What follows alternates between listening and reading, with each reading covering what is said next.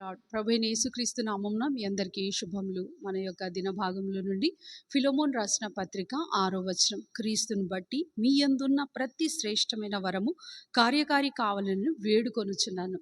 క్రీస్తులో మనకు ప్రతిదీ శ్రేష్టమైన వరంలే అనుగ్రహించబడ్డాయి.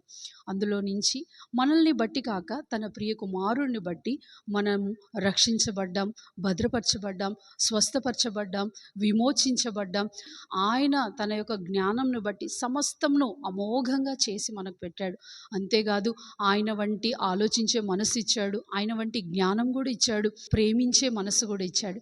ఇవన్నీ మనము థియరిటికల్గా చదువుతున్నప్పుడు బాగానే ఉంది.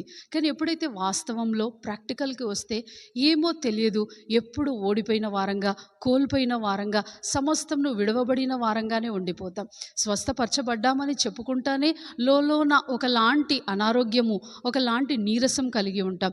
మనము మంచి మనసు కలిగిన వారము, రక్షించబడ్డాము అని చెప్పుకుంటానే మనకి ఏ ఈవులు, ఏ విధమైన గిఫ్ట్స్, ఏ విధమైన టాలెంట్స్ని అనుభవించలేని స్థితిలో ఉంటాం. మంచి సౌండ్ మైండ్ ఇచ్చాడు అని చెప్పుకుంటానే ఎప్పుడు ఇతరుల గురించి చెడువే ఆలోచిస్తాం. ఈ ఓడిపోయిన, ఈ పడిపోయిన బ్రతుకులు ఎలా ఉంటాయంటే, ఒక డ్రైవే మీద కారు నిలబడి ఉంది, మంచి పొటెన్షియల్తో అక్కడ అన్నీ సిద్ధపరిచి పెట్టాడు, ఫ్యూయల్ కూడా నిండి ఉన్నది. కానీ దాన్ని నడపడానికి ఎలా నడపాలో తెలియని స్థితిలో ఉంటుంది. అదే మన పరిస్థితి కూడా. మనం ప్రతిదీ మనకు అనుగ్రహించబడ్డాయి అని చెప్తాము, కానీ దాన్ని ఎలా యాక్టివేట్ చేయాలో తెలియని పరిస్థితిలో ఉంటుంది. ఒకవేళ మీరు కూడా అలానే పరిస్థితులలో ఉంటే రండి, ప్రభు దగ్గరికి వద్దాం. ప్రభు యొక్క మాట ఏమని చెప్పబడుతుంది అని అంటే, ఇవన్నీ కార్ రెడీగా ఉంది, దాంట్లో ఉన్న ఫ్యూయల్ రెడీగా ఉంది, అది రోడ్డు మీద ఉంది, దానికి సరి అయిన హార్స్ పవర్ కూడా ఉంది.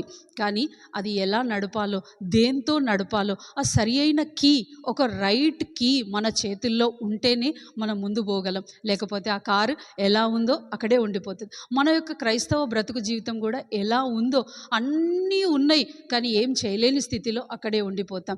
ఒకవేళ అదే మనం దీన్ని కొంచెం సీరియస్గా ఆలోచించి దీన్ని ఎలా యాక్టివేట్ చేయాలో, ఎలా కార్యకారి చేయాలో అని మనం ఆలోచిస్తే, వెండిని వెతికినట్లు, బంగారాన్ని వెతికినట్లు ఎలా అయితే వెతుకుతామో దేవుని వాక్యాన్ని ధ్యానించాలి.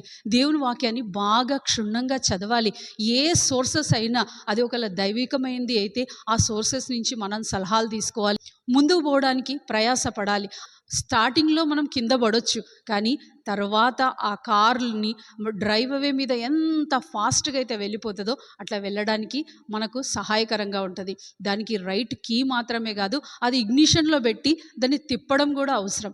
అప్పుడప్పుడు మనకి ఏవేవైతే వరములు ఇవ్వబడి ఉన్నాయో వాటిని కార్యకార్యంలోకి రావాలి. అనుభవపూర్వకంగా మనం మాత్రమే అనుభవించేది కాక మన విశ్వాసం ఇతరులకు కనపరుచున్నట్లుగా చేసి అది కార్యకారి అవుతేనే మనకు ప్రభు ఇచ్చిన వరములను, అతి శ్రేష్టమైన వరములను మనము వినియోగించుకోవచ్చు.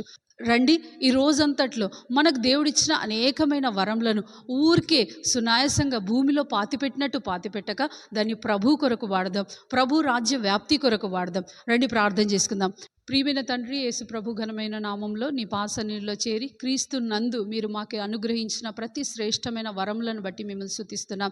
దేవా, మేము ఇప్పటి వరకు వాటిని గుర్తించలేక, వాటిని యాక్టివేట్ చేయలేక పాతిపెట్టిన వారం వలె, నమ్మకం లేని దాసుల వలె ఉండిపోతున్నాం. దేవా, దయతో కరుణించి మాకు ఒక రైట్ ప్లేస్, ఒక రైట్ కీ అనుగ్రహించి దేవా మాకున్న ప్రతిదీ నీ యందు కార్యకారి అవునట్లుగా సహాయం దయచేయమని ప్రార్థిస్తూ యేసుక్రీస్తు నామంలో ప్రార్థిస్తున్నాం తండ్రి, ఆమేన్.